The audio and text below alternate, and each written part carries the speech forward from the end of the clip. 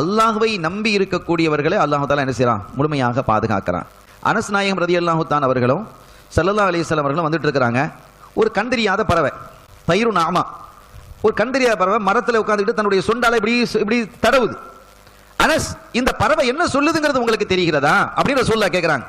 அல்லாஹு ரசூலுல்லாஹ் அலம், தெரியல நாயகமே, அது பேசவா செய்து, அது கூட எனக்கு தெரியல அப்படின்னதும் அவங்க சொன்னாங்க, அது சொல்லுது, இறைவா ஹலக்தனி ஆமா, என்னை கண்டறியாத குருட்டு பறவையா நீ படைச்சிட்ட, இப்போ எனக்கு பசிக்குது, நான் எங்கே போய் உணவு தேட, உணவு போய் தேடுறேன்னு சொன்னால் உணவு தெரியணும், கண்ணுக்கு பறக்க தெரியும், பறந்தாலும் எங்கே போய் முட்டிக்கிட்டா என்ன செய்யறது, கண் தெரியாதே, என்னை குருட்டு பறவையாக படைத்திருக்கிறாய், ஹலக்தனி ஆமா, நான் எப்படி உணவு தேடுறது என்று சொல்லிட்டு அப்படியே வாயை பிளந்துக்கிட்டு நிற்குது.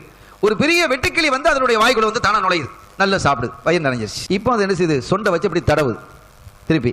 அனஸ், இப்போ அந்த பறவை என்ன சொல்லுது தெரியுமா? அல்லாஹ் ரசூல் அறிந்தவர்கள், அந்த பறவை சொல்லுது, ஒமை யதவக்கல் அலல்லாஹி ஃபஹுவ கஃபா, யார் அல்லாஹ்வின் மீது நம்பிக்கை வைக்கிறார்களோ, தவக்கல் வைக்கிறார்களோ, அவர்களுக்கு அல்லாஹ் போதுமானவன் என்று ஷுக்ர் செய்கிறது என்று ஸல்லல்லாஹு அலைஹி வஸல்லம் சொல்றாங்க.